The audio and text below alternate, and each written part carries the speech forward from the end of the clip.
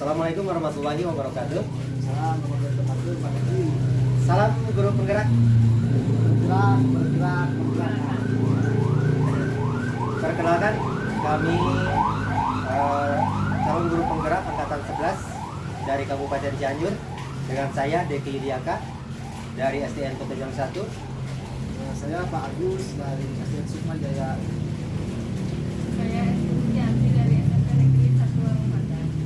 Kami di sini akan melaksanakan demonstrasi kontekstual modul 2.3 coaching untuk supervisi akademik yang terdiri dari pengamat, coach, dan coaching. Selamat menyaksikan. Assalamualaikum warahmatullahi wabarakatuh. Selamat sore Bapak. Waalaikumsalam warahmatullahi wabarakatuh. Selamat sore juga Bu Esti. Gimana kabarnya Pak? Sehat? Alhamdulillah sehat baik. Ya, alhamdulillah ya Pak. Sebelum kita memulai proses coaching ini, saya berperan sebagai seorang pengamat atau observer yang akan melihat proses coaching Bapak dengan coaching nanti. Namun sebelum Bapak memulai percakapan ini, ada beberapa hal yang ingin saya sampaikan terkait rubrik penilaian dalam observasi.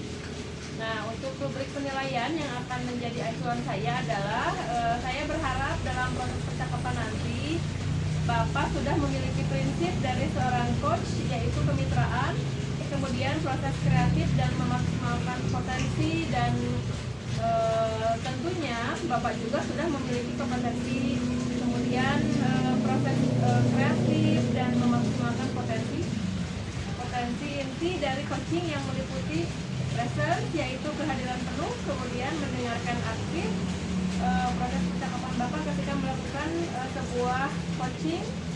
Bapak jangan lupa untuk menerapkan alur kita, yaitu tujuan, kemudian identifikasi, rencana aksi, dan juga tanggung jawab. Rubrik penilaian yang akan saya jadikan acuan dalam pengamatan nantinya. Gimana Bapak, bisa dipahami? Baik, paham. Oke, kalau begitu sebelum dimulai untuk proses coachingnya, nah ini ada beberapa pertanyaan nih ya Pak yang akan saya tanyakan. Bagaimana, boleh? Boleh. Oke. Untuk pertanyaan pertama nih Pak, kira-kira kompetensi coaching yang mana nih yang ingin Bapak kembangkan dalam proses percakapan nanti? Kompetensi yang ingin saya kembangkan ada dua, Ya. yaitu mendengarkan aktif, juga mengajukan pertanyaan berbobot menggunakan bahasa. Luar biasa, mendengarkan aktif dan mengajukan pertanyaan berbobot ya. Nah, dari dua kompetensi ini kira-kira bagaimana bagian kompetensi yang mana yang secara spesifik yang ingin Bapak kembangkan dalam proses coaching? Kompetensi itu adalah mendengarkan aktif supaya saya bisa memahami pertanyaan yang coach sampaikan. Jadi kemudian saya dapat menangkap kata kunci sehingga saya dapat mengajukan pertanyaan yang berbeda.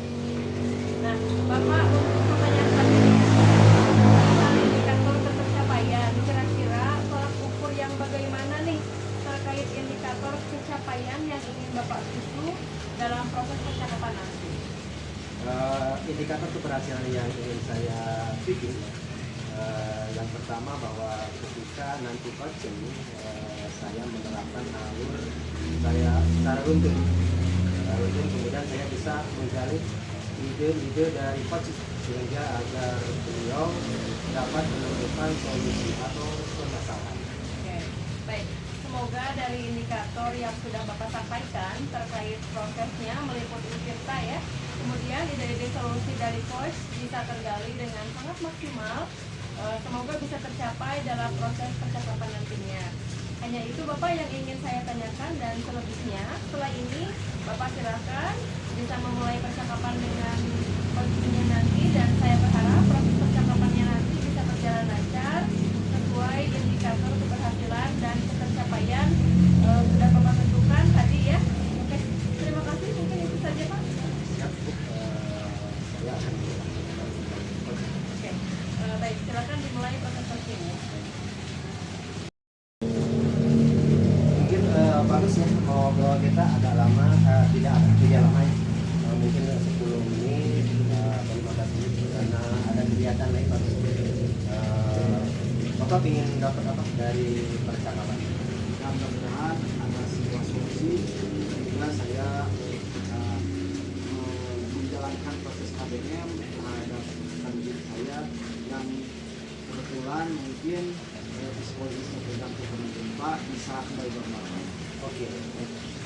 Jadi apa yang bisa Bapak lakukan supaya anak merasa aman, nyaman, tetap di sekolah? Artinya dengan trauma healing Pak, dengan trauma healing sehingga bisa membantu ahli psikologis peserta didik yang asalnya takutan sehingga nanti mungkin bisa terbiasa lagi dan mengikuti proses kegiatan pembelajaran secara normal kembali Pak.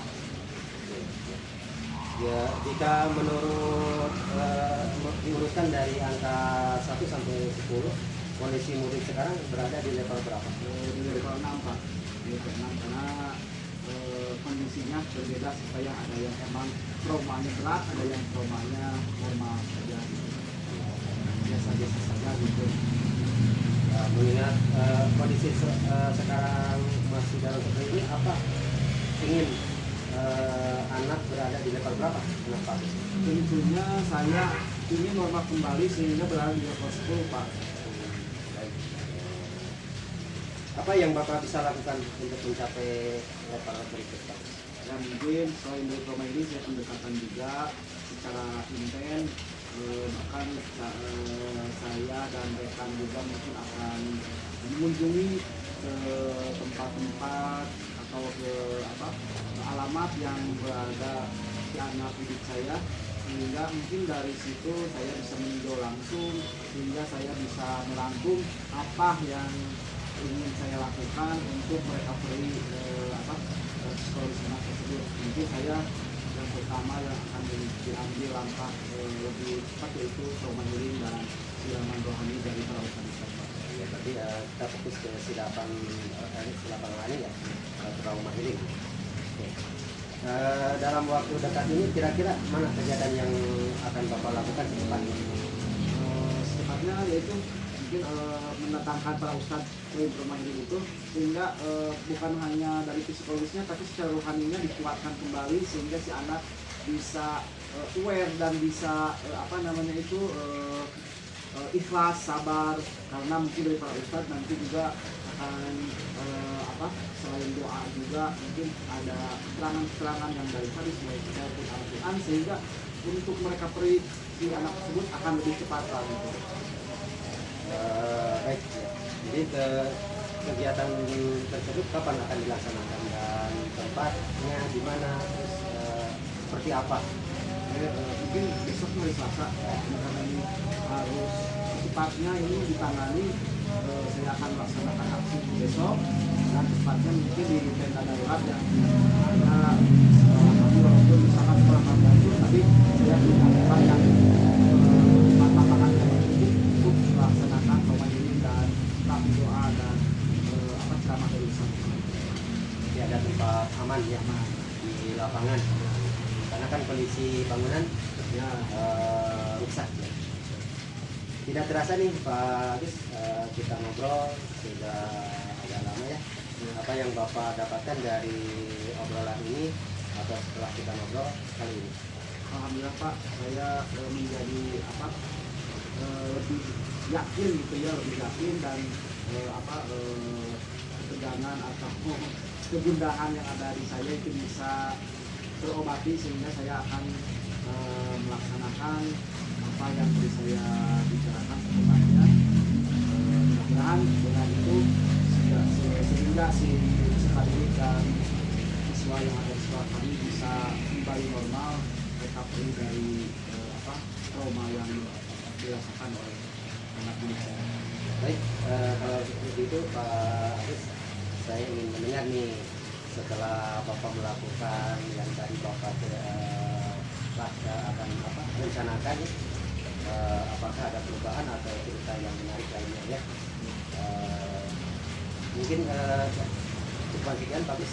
Mudah-mudahan Pak Agus bisa melaksanakan dan mengambil manfaatnya sehingga anak bisa hilang trauma dari kata cinta.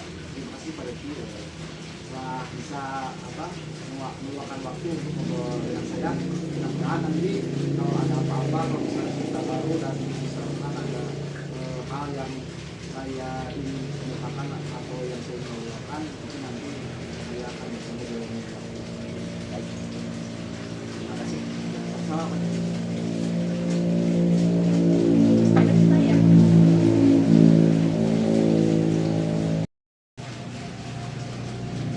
Assalamualaikum Pak Agus. Selamat sore. Apa kabar hari ini? Waalaikumsalam Pak Deki. Alhamdulillah baik-baik saja. Bagaimana sebaiknya Pak Deki? Alhamdulillah Pak Agus. Tumben nih ngajak kita ketemu.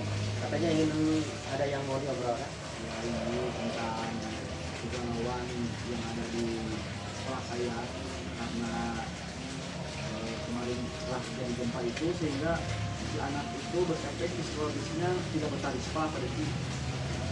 Oh begitu ya. Jadi yang mau diobrolkan itu mengenai trauma healing ya. Iya.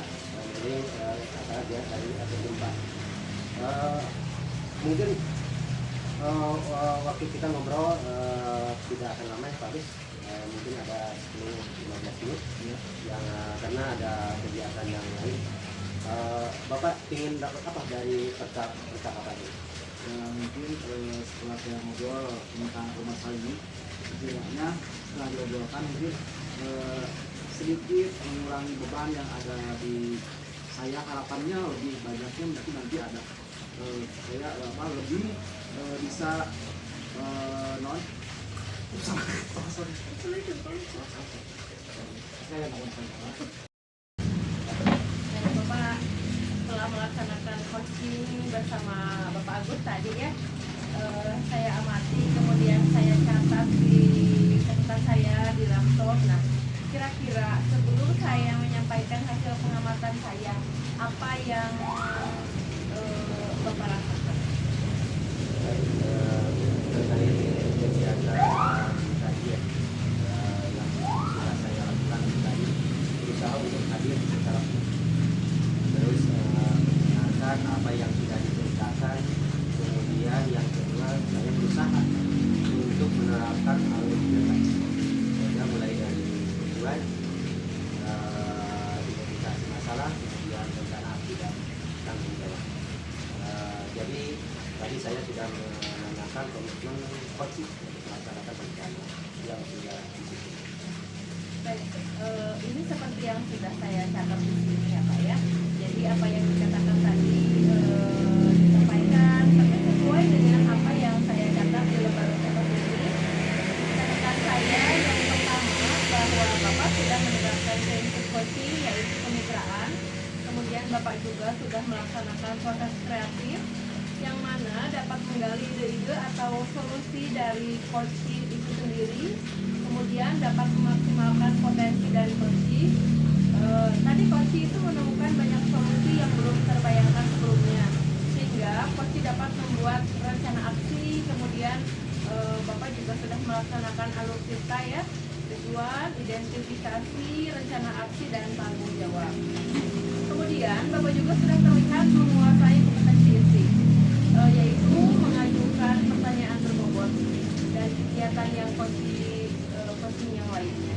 Nah, kira-kira kompetensi apa lagi yang ingin dikembangkan oleh Bapak? Baik, terima kasih. Baik, karena tadi saya sudah berusaha untuk mengembangkan kompetensi, mengajukan pertanyaan berbobot, dan alhamdulillah dari hasil pengamatan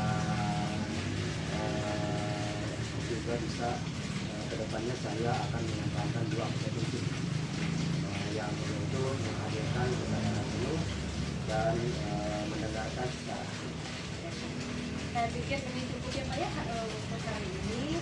Terima kasih untuk waktunya. Terima kasih. Assalamualaikum warahmatullahi wabarakatuh. Sama-sama.